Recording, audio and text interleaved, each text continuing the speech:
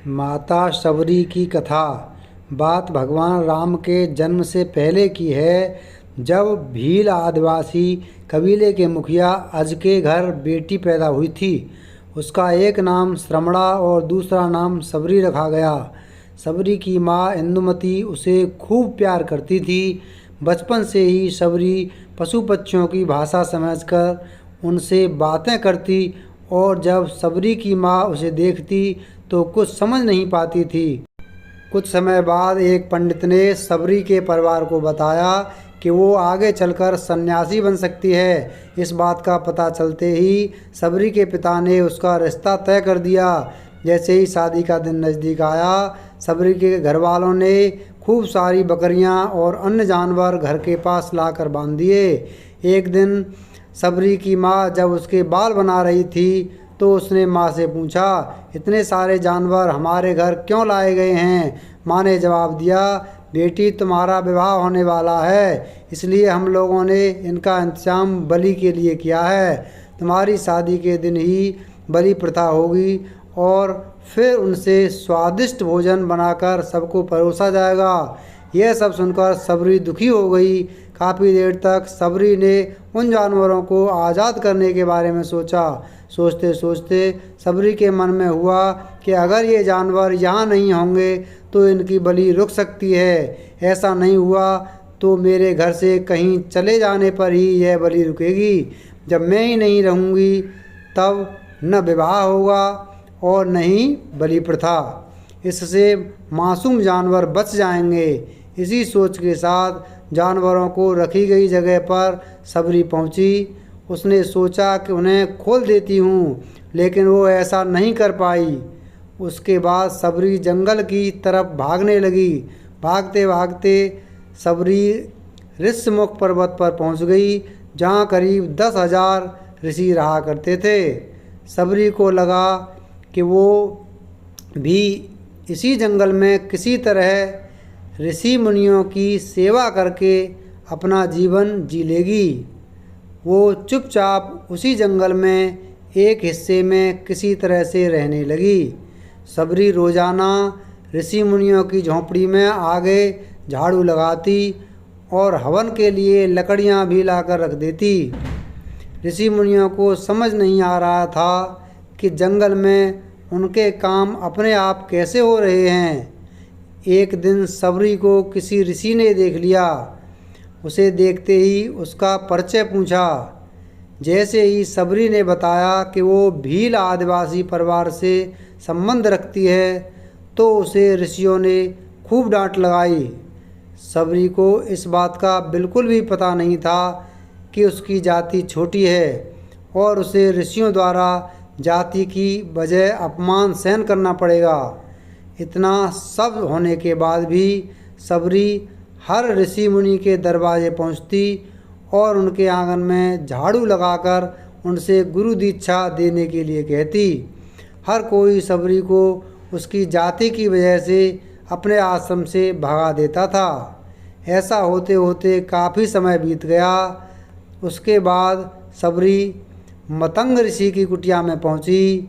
वहां पहुंचकर मतंग ऋषि को शबरी ने बताया कि वो उनसे गुरु दीक्षा लेना चाहती है।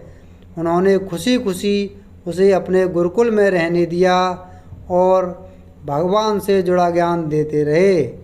शबरी ने भी अपने गुरु मतंग ऋषि की सेवा करने में कोई कसर नहीं छोड़ी।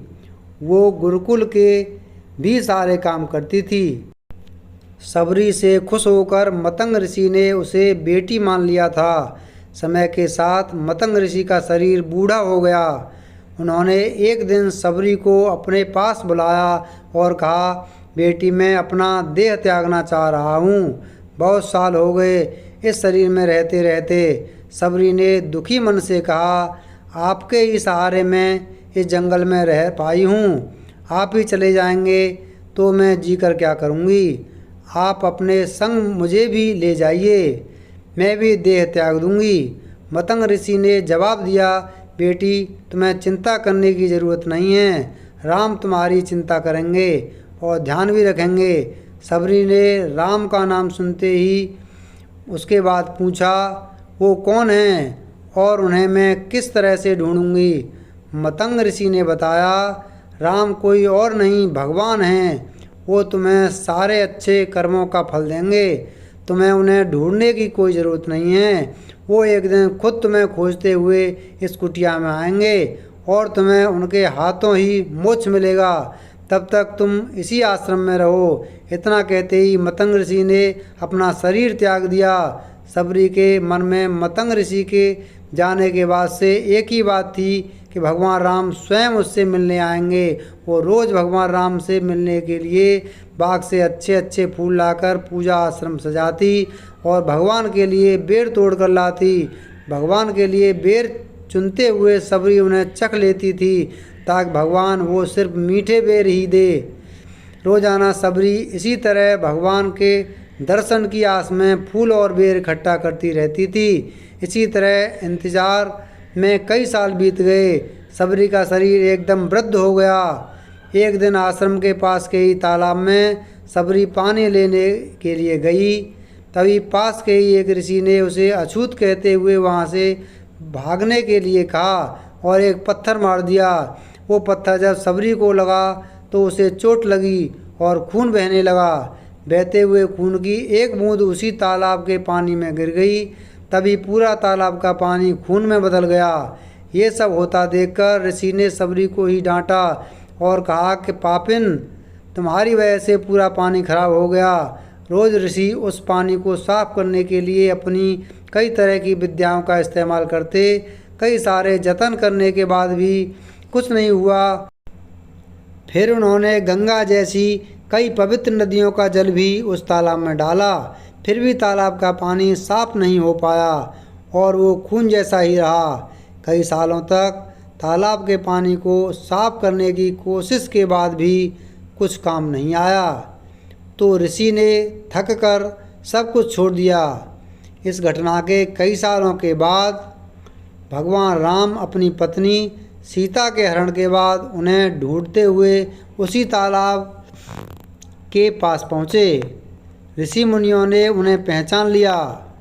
भगवान को वहाँ देखकर ऋषियों ने तालाब का पानी साफ करने के लिए भगवान को अपने पैर उसमें डालने के लिए कहा, लेकिन पानी जैसे का तैसा ही था। ऋषि मुनियों ने भगवान से भी कई अन्य जतन करवाए, लेकिन वो पानी जस का तस खून जैसा ही रहा। तब भगवान ने ऋषियों से पानी के रक्त में बदलने की कहानी पूछी।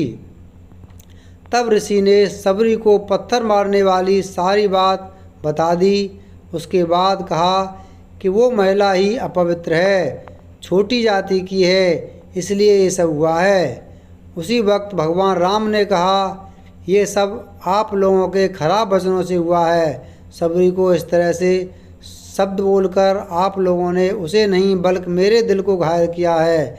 इसी घायल दिल के रक्त का प्रतीक उस तालाब का पानी है। आगे भगवान राम बोले, कहाँ है वो माई, मैं उनसे मिलना चाहता हूँ। तब तक सबरी उसी तालाब के पास पहुँच जाती है। इस दौरान सबरी के पैर को ठोकर लगती है और कुछ धूल उस तालाब में गिर जाती है। तभी सारा पानी साफ हो जाता है। भगवान सबसे कहते हैं कि देखिए, आप लोगों ने क्या कुछ नहीं किया, लेकिन पानी साफ नहीं हो पाया। अभी सिर्फ इनके पैर की थोड़ी सी धूल ने ही तालाब का पानी साफ कर दिया। भगवान राम को सबरी पहचान चुकी थी। उन्हें प्रणाम करके सबरी ने कहा, भगवान आप मेरे साथ कुटिया में चलिए। भगवान भी खुशी खुशी सबरी के साथ चल पड़े। फूलों से सबरी ने भगवान राम का स्वागत किया। वो सीधे बेर तोड़ने के लिए बाग गई और चख चख कर उनके लिए बेर लेकर आई। उन्होंने बड़े ही प्यार से भगवान राम और उनके भाई लक्ष्मण को बेर दिए।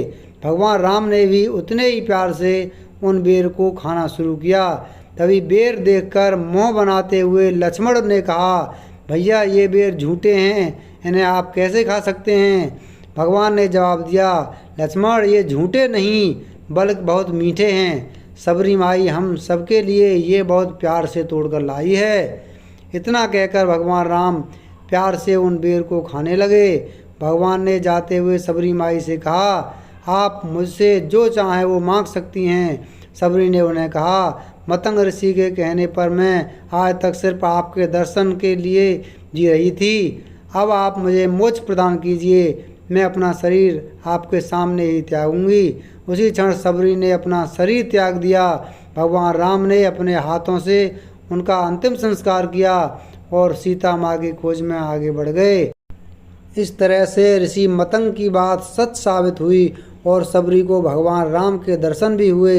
तभी से भगवान राम को सबरी के राम भी कहा जाने लगा।